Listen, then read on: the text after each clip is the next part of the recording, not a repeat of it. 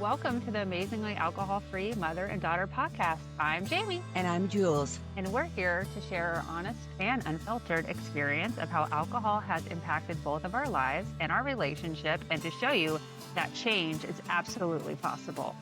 Our whole lives, my mom, Jules, has always said, we can do anything because we're girls. And now we're not just saying it, we're actually living it every single freaking day. We believe in progress over perfection, and we are proof that we can do hard and often uncomfortable things. Welcome to the Amazingly Alcohol-Free Mother-Daughter podcast. I'm so excited to welcome our guest today, Brenton. Brenton is actually going to be bear crawling Bloomsday, which is a 7+ mile race in Spokane, Washington, to raise funds for aftercare scholarships. And the bear crawl recovery is the main event for BEAR, which is a recovery foundation which Brenton founded, which exists to remove financial barriers to high quality aftercare. Brenton, I'm so excited to have you here today. And so Brenton and I actually met on Instagram months ago through just us both being, advocates for the sober community on Instagram. And we did an Instagram Live a few months ago. And so it's so great. And I've always just wanted to connect with Brenton because you're in Spokane, Washington, and I'm a Washingtonian as well. So we have to be here together, right? Support each other through all Yes. this. Oh, absolutely. Yeah, 100%. Yep. Yeah. Washingtonians got to stick together for sure. Yes. Yeah. So I don't know if I did your intro any justice, but can you just do a quick That was great. overview of bear recovery? And also, what is the acronym for bear? I could not remember what it was. Yeah. No, absolutely. No, you did great. And yeah, thanks again for having me on. This is super cool. Yeah. So BEAR, the acronym for BEAR is Build, Empower, Achieve, and Recover. And so that kind of encapsulates everything we're trying to do. But our primary mission is to remove financial barriers for people to be able to get high quality aftercare coming out of rehab and treatment. So, the typical journey for folks that struggle with substance abuse that go into a rehab facility, they're going to go through a detox period. They're going to go through probably an inpatient or a residential stay, and that can vary time wise, anywhere from a week to up to 30 days is about average. But then after that 30 days, uh, most people are just kind of sent back home and kind of like, good luck, go to meetings, you know, there you go. So, what Bear is doing is trying to help not only more treatment facilities establish high quality aftercare following the inpatient, but then for those that do have aftercare programs, a lot of times insurance companies don't cover the cost for aftercare, and it's not cheap at all. Like, we're talking thousands and thousands of dollars. And so, what Bear does is raise funds for scholarships to be able to help people stay in recovery by doing those aftercare programs that the treatment centers provide. So we don't provide medical advice. We're not a counseling service, any of that. We're purely an organization that just helps people get into aftercare so that their recovery journey doesn't stop at that 30-day mark, that they're surrounded with the tools and the support and the community they need to continue their recovery journey. So that's what Bear is really all about. It is so cool that you're doing that. And are you pretty much the foundation, or are you getting any Yeah. help? Are you just like a Yeah. one-man show? Well, I mean, so I launched this thing out in May of this past year, but we're getting a lot of traction when it comes to business and corporate sponsors. So I've got a handful, about six to seven right now, of corporate sponsors that are on board specifically for the Bear Crawl for Recovery event. But then after this event is when we'll be looking to launch probably nationwide, and make scholarships available for people all over the country that they can apply for. And then obviously, depending on funding and vetting processes, we'll be able to start divvying out scholarships all across the country. And so when that launches and that kind of organizational piece falls into place, then yeah, I'll be adding on to the team, and we'll be getting reoccurring sponsors and donors that just continue to move the mission forward. But as of now, it's kind of, I'm spearheading it, and some folks are tagging along, and it's been pretty amazing. Oh, that's so cool. Because I know when we did our Instagram Live, it was months ago. I don't know if you had any sponsors at that time. So I I feel like I may have had one, maybe one or two. Yeah, over the last month or two, it's really stepped up, and yeah, I'm constantly in conversations with folks that are looking at what we're doing, and definitely the ball is starting to roll. I think every little bit of momentum forward, it just helps us. And yeah, I'm super excited. Our first scholarship will be awarded probably the end of May or beginning of June this year. Yeah. And I'm so like Oh, it blows my mind that I get a chance to do this. And so we'll do that first scholarship, and then following that, it'll just be more fundraising, more events, and there's a whole bunch of stuff I can get into later on what those future events look like. But we've got all that stuff in the works, and then yeah, we'll just start divvying out scholarships as fast as we can get them. I think everything you're doing is just incredible. And then also you're have a full-time job too. So you're like and you have 2 younger kids, right? Family. And so you're Yep. just literally doing this and I know it's a lot of work. I see you on Instagram, you're posting, you're getting sponsors. So I just said like kudos to you for doing that. Like it's an amazing kind of thing that you're doing. I just love it so Yeah. much. Oh, Yeah. thank you. Yeah, it definitely, I mean, it keeps me busy, but it's I would be lying if I didn't say there wasn't, the selfish side of it where it's like this is keeping me in my recovery space. I mean, this is giving Yeah. me, purpose and mission, and it's allowing me to help people. And so there's so much about it that is also helping me in Yeah. my journey and helps me you know, uh, ultimately be a better person, a better husband, a Yeah. better father. Like, I'm doing the 5 a.m. wake ups, I'm doing the workouts, I'm doing all this stuff, right, uh, for Bear. But in the long game, it's really just helping me, kind of be the best version of myself, I guess, if you want to put it that way. So yeah, it's been an incredible journey so far. Yeah, well, and that's similar to me, like, because when I and by the way, we have pretty similar sobriety dates. So I am July 5th, 2022, and I think you're, like, right after that, right? Yeah, 24th, July 24th Yeah. of 22. Yeah. Yeah, and so I joined a community, Lighthouse Sobriety, and I ended up just running meetings 6 months in, and then I Hmm. just ended up really j and that kept me on my path because honestly, if I didn't join that community and start running those meetings, I don't know if I'd be here today, and then, like, just continue that, and then also just helping others, it's just so fulfilling, and then now me and Jules doing it. Jules just hit 1 year alcohol free, and now Yeah. you're doing it, Jules, with the Congratulations. podcast, and it's like this ripple effect, and it just really does feel good to just serve that greater purpose, Yeah.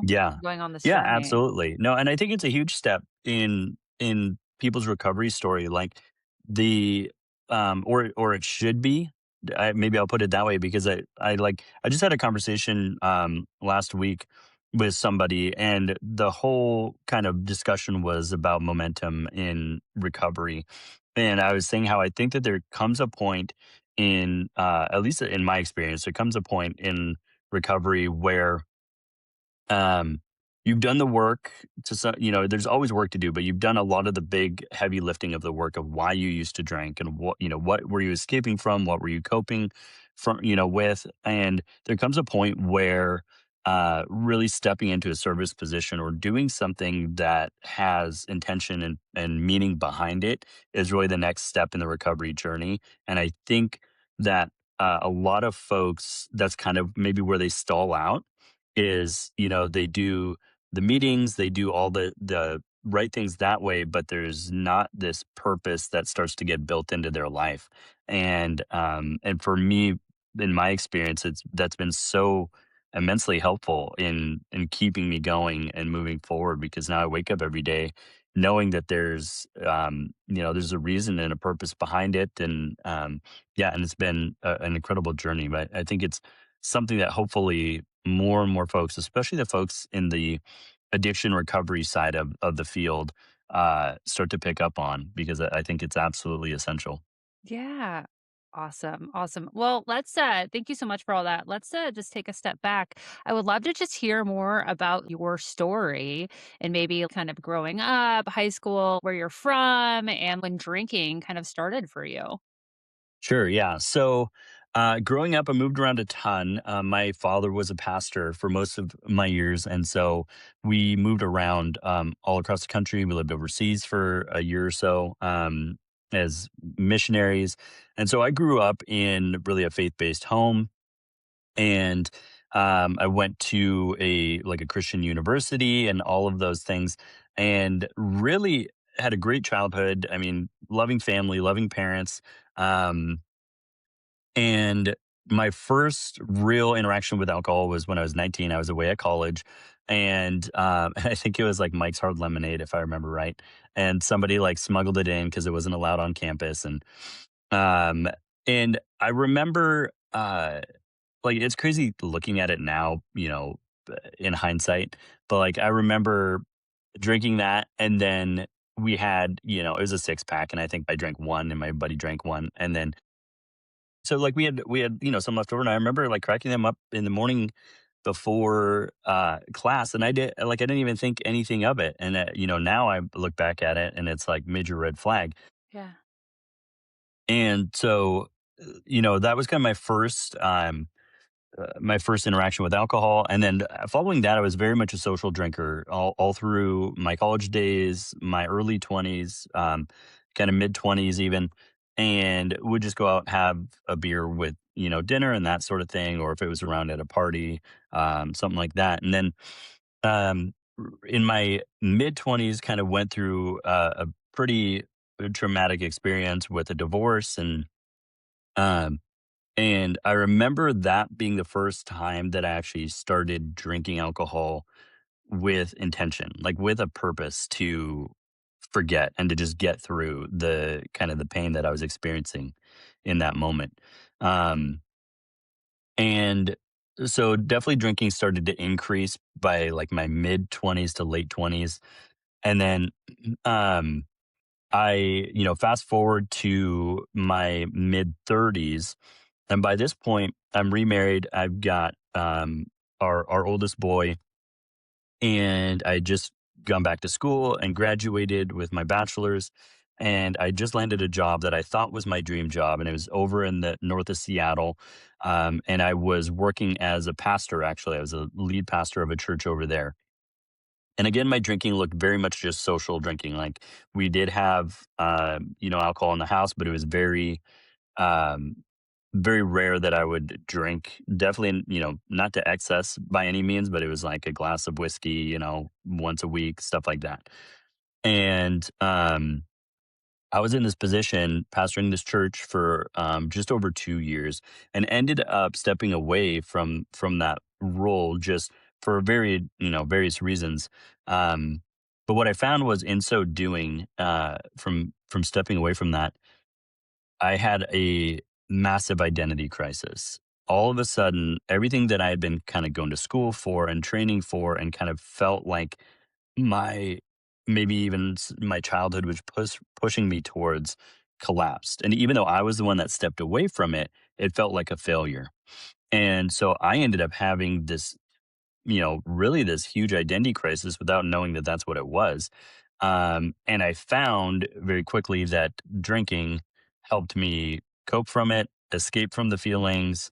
It started getting to a point where I felt like I needed the alcohol to show up the way that I wanted to, that like me just being me wasn't enough, that I needed to be more outgoing. I needed to be more charismatic. I needed all these different things. And I thought alcohol gave me those things. And over the course of the next really year and a half to 2 years after leaving that position, it ramped up, uh, I mean, exponentially, and to the point where I was having serious health issues. I had put on, 35, 40 pounds. I was going to the ER multiple times for what I believe are panic attacks now, but felt like heart attacks. I was like, "What's going on?" Um, but of course, it wasn't enough to scare me into quitting drinking. Um, and so, yeah, it just ramped up, and it developed into the point where there started being a lot of behavioral issues. Like I was doing things that aren't me. I was doing things to be able to get alcohol, because I reached a point where the amount I was drinking I knew wasn't socially acceptable. Right. And I was like, if anyone sees me drinking this much, like they're going to ask questions. And so my family, same thing. I felt like I had to hide it. I felt like I had to be deceptive. And so that was really the last like 6 months of 2022 was just a lot of hiding, a lot of deception. And by July of 2022, I ended up, or I'd say in July, I ended up literally just getting caught red-handed, um, trying to get some cash so I could stop by the gas station and pick something up. And that was the moment where I think there was the moment of clarity for me that I saw the pain um, in their eyes when they realized what I was doing and what was going on. And there was just this moment of clarity where I had the flash of like, you're going to lose everything. Like everything good in your life is going to disappear if you keep going this route. And I also knew myself well enough to know I didn't have what it took to stop on my own. And so I left the house. I texted back to my wife and said, I think I'm an alcoholic and I need help. Um, at that point, I reached out to a friend of mine who had just himself gotten out of treatment about 6 months prior and told him, and he was able to connect me up with his the treatment facility he came out of. And so I ended up going, and that's when I, went into rehab July 24th of 2022. Um, and then did the detox and the residential. And then I ended up doing aftercare there. I actually got a scholarship myself, which is why the scholarship thing is such a big deal to me. Um, because I couldn't have afforded the aftercare after that. And so, but it was so transformative. And then there's been no looking back ever since I got out. And everything moving forward has just been, yeah, trying to take the next right step. Yeah. Oh, thank you so much for sharing that. That's incredible. It's just a turning point for you when you were caught, and then you just realized, like I need help. Like I'm an alcoholic. I can't do this by myself. And then you just ended up going and just continuing down that path. That's Yeah. huge. Yeah. Yeah, absolutely. No, it's absolutely a grace that, there was that moment that, I mean, everything up to this point has just been really kind of miraculous that it's, been able to move forward in the way that I have. Because now, I know myself and I know that I'll just, mess it up again if left to my own devices. Yeah. Um, Yeah. and, and that hasn't been the case, and my family has been, uh, unbelievably incredible in their support and their love Yeah. for me and just helping me move forward. And um, I get the opportunity to do what I can to pay it back. Oh, so great. Just the whole your whole story is so amazing. I mean, you're so young. I don't know how old you are, but you're so young. I mean, and been through a lot of divorce when you were in your 20s. And it, it, a lot of times I think for people that young, they don't take it as seriously and they're not as damaged by, a divorce and they move on. Um, Not everybody, of course, but obviously, you took that very hard, even at such a young age.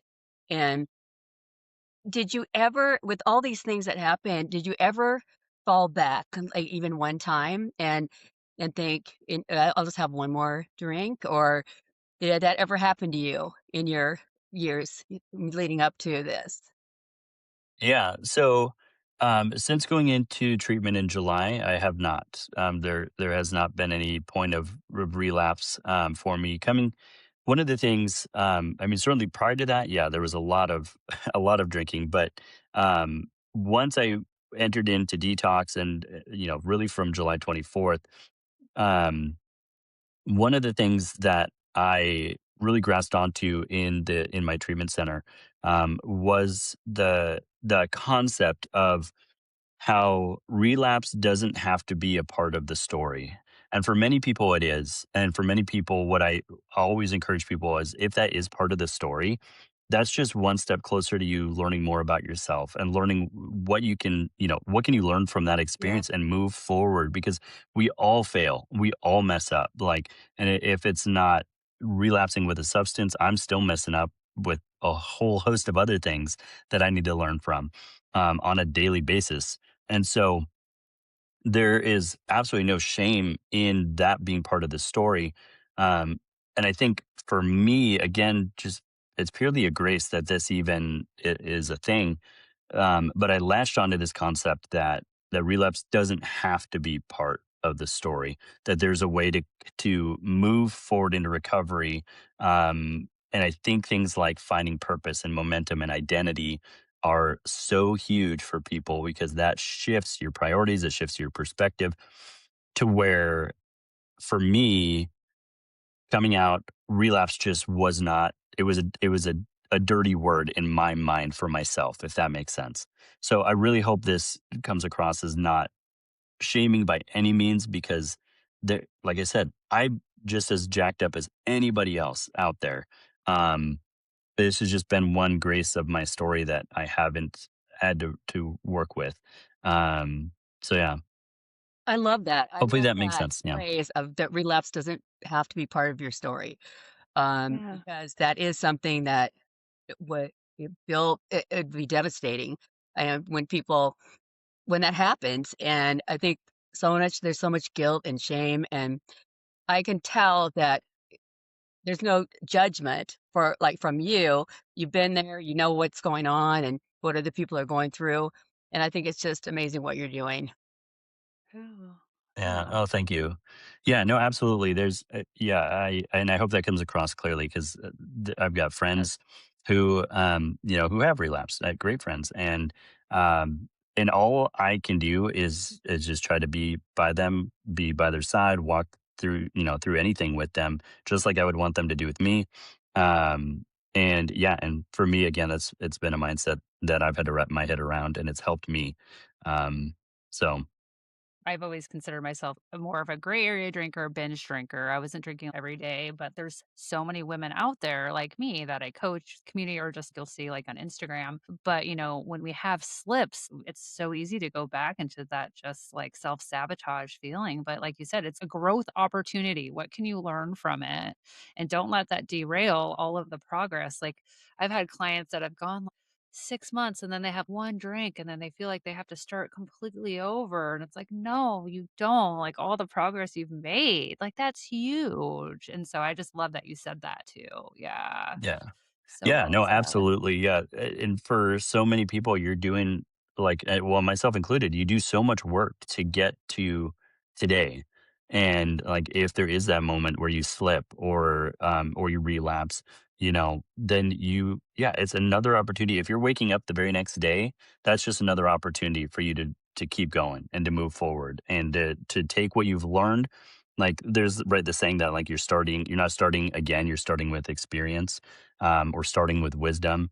And so I think if you can be self aware enough to notice, like, okay, I relapsed in this moment, but look at, you know, think about what was it that got me to that point, right? It's usually your thinking that is where it starts, and then you start planning, and then all those things that a lot of us know. But now you have the experience to recognize those things, and hopefully the self awareness to recognize those things, to where you think, okay, next time this comes up again or a similar situation, I'm going to have a game plan. I'm going to have, somebody I can call. I've got whatever the case might be, so that now because you've had that experience, you know what to expect, and you can move forward the next time um, with with confidence that you can get through it. And just like anything else in our lives, every time we fail, what you're really doing is you're instilling like a resiliency and a confidence within yourself that you can keep going because you're still here. Like, you Yeah. fail, but you're still here. And so that's how I would, encourage anybody that's had relapses or struggles with consistent relapses is you're still waking up every morning. Like, there's a reason you're still here. Yeah. And you made it through the relapse. So you're a lot stronger than you're giving yourself credit for. Yes. Absolutely. So well said. Oh, I love it. Well, I would just I just say I almost lost my life a couple of times. One time they said I wasn't going to make it. The severe overdose of pills, prescription pills, and alcohol, and what my family went through, what I went through. I made it. I was on dialysis. I lost my kidneys and all that stuff, and I still eventually went back to it. I went started thinking, oh, I can just drink a little bit, and then I started hiding it and the isolations, all those things, and um, now that I've never thought at this age I would ever be doing a podcast with my daughter, a sober podcast, um, at all. I'm just not that type of person to put myself out there like that. But it's accountability and it's the group, the coaching. And when I joined her program, I thought, well, I'm just going to be supportive. Probably not going to really help me. So it changed my Mhm. life. So I love Yeah. what you guys are both doing. I mean, it's amazing. So powerful. Well, I don't know, Jules, if you know what Brenton's actually gonna be doing in May. So I'm so excited you're to hear about okay. it. So with the Bear Foundation, Brenton, you are bear crawling 12K, which is almost 7.5 miles. Like literally bear crawling like a bear, like crazy. And Yes. so let's talk about this because I know you're getting up. By the way, I have 2 little kids and I've tried to get up at like we get up at 5 a.m., but like to get out and work out. It's really challenging to do that because of that. So I want to hear about it, like what your training is like, kind of how is it going, how many miles are you doing right now? And last time on Instagram we talked about your gloves because I was like, how do you like your hands and your back and all the body parts? Like, so I Yep. want to hear about it. How's it going? Yeah, Incredible. it's going well.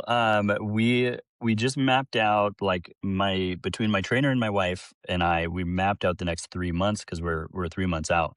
Um, So I've been actively training and bear crawling really since last March, and so I'll have just over a year of dedicated training towards this. But the next 3 months, it really does ramp up, and I've got milestones of hitting like 3 miles at a time by the end of February, 4 miles by March, and 5 miles, 5 to 6 miles by April. And then it'll be May, and then it'll be 7.46 miles. So yeah, bear crawling on my hands and feet. I got 3 new pairs of gloves that I'm working through right now. Still trying to find. I've got 1 pair that's held up really, really well. So I'll probably end up going with those, and I'll just buy, you know, 2 or 3 sets of them to have as backups for the event. This weekend, I'm buying my event shoes. So I found a pair of shoes that I think are going to be great for the bear crawl because, believe it or not, they don't make like bear crawl shoes, like Yeah. endurance, like.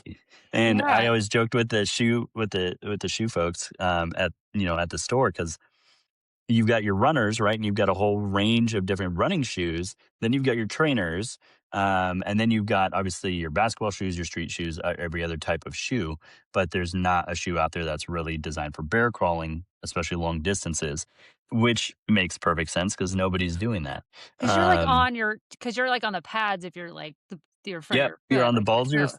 Oh, the balls of your feet and your toes, and then your hands, and and you're crawling. And so the actual bear crawl movement, your back is supposed to be parallel to the ground, and so everything is kind of tucked in a little bit as you crawl.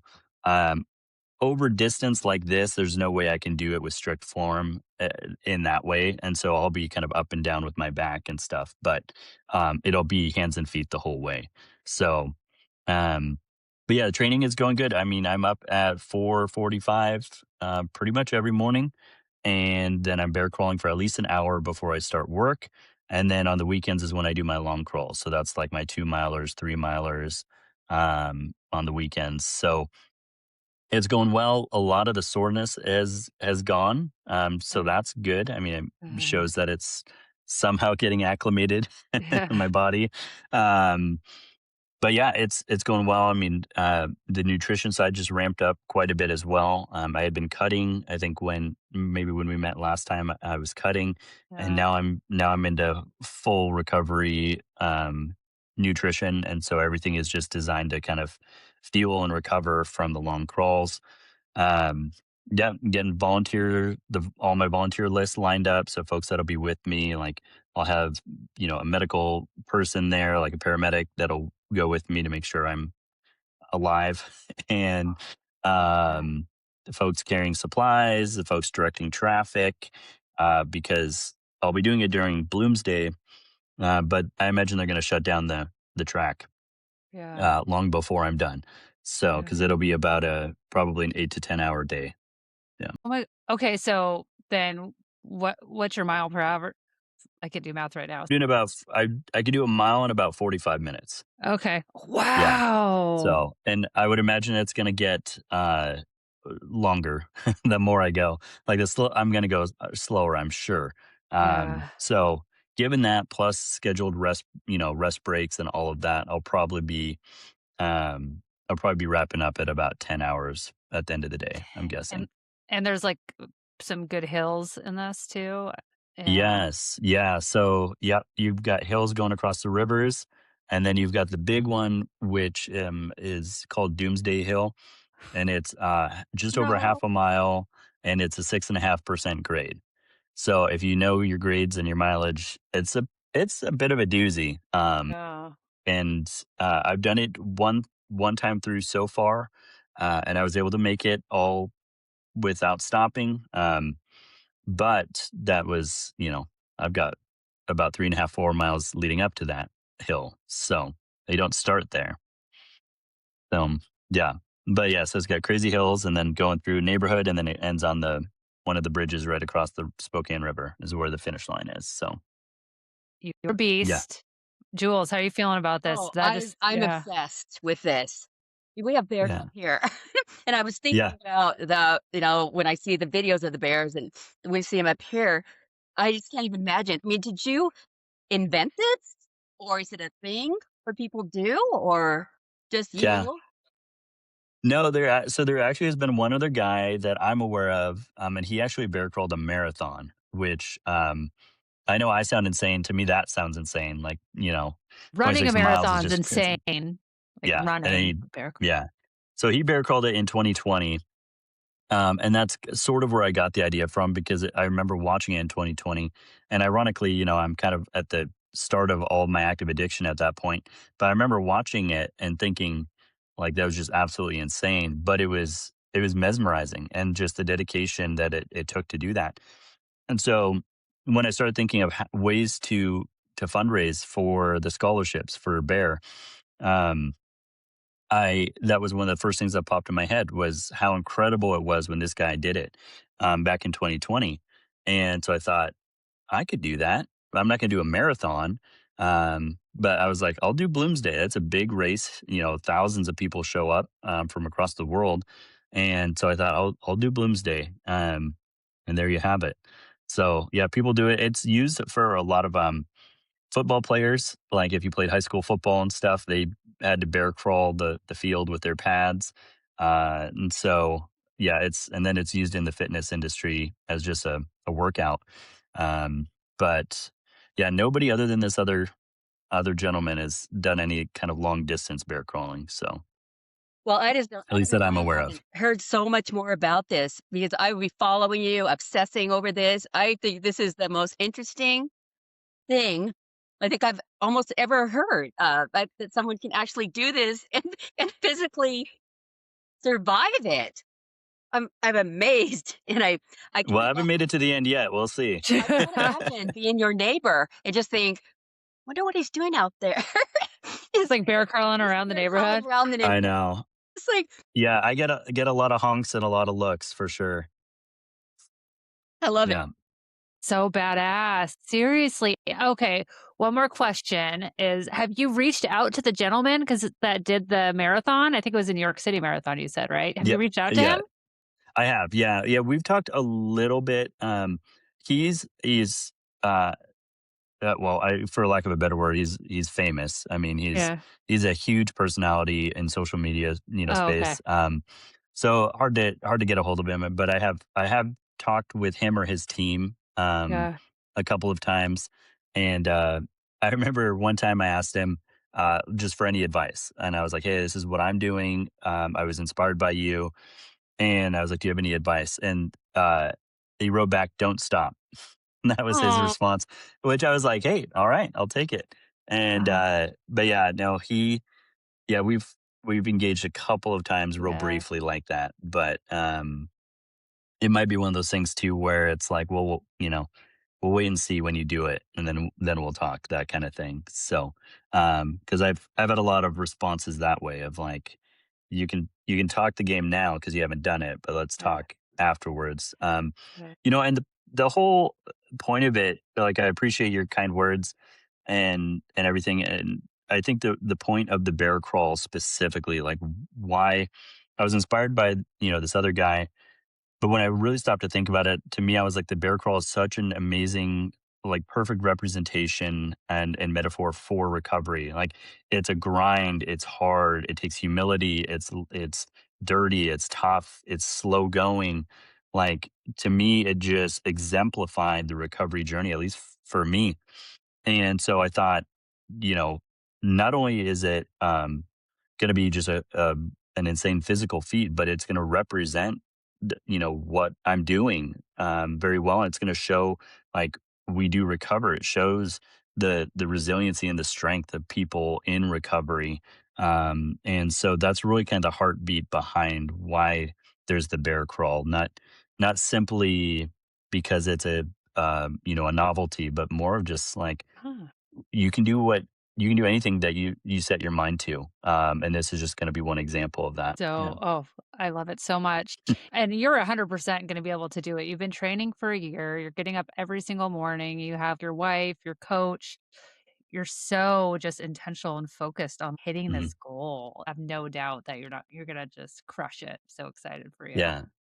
Yeah, there's Oh, absolutely no doubt in my mind. I mean, it's a yeah. non-negotiable, like, it's Yeah. gonna get done, and the only question is gonna be what's my headspace gonna be at during it all, Yeah. and my body's gonna I mean, I'm not that young anymore, but yeah, a year of training, and my trainer's been incredible. He's specially, curated programs and workouts for me, with all of this in mind, and so he's been absolutely amazing. I wouldn't definitely wouldn't be here without him. And then just the support that I've got behind me.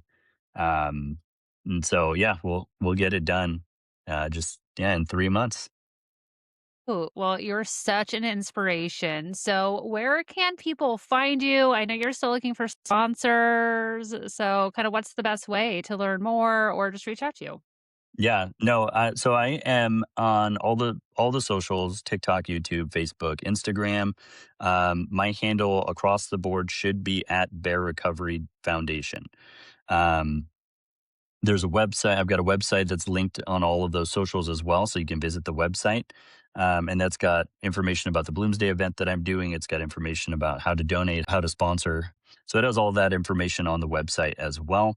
But yeah, if people have questions, they can DM me, they can email me. All of that's on my socials, or on the website. So yeah, Awesome. And you also have yeah, Office Recovery, which is one of my favorite accounts yeah. because I love The Office and it's so funny. It's just like that show is just so funny. It's my favorite. So I love your that account too. So I'll make sure to put all of this in the show notes too. So anybody Sure. listening Yeah. can find you and reach out.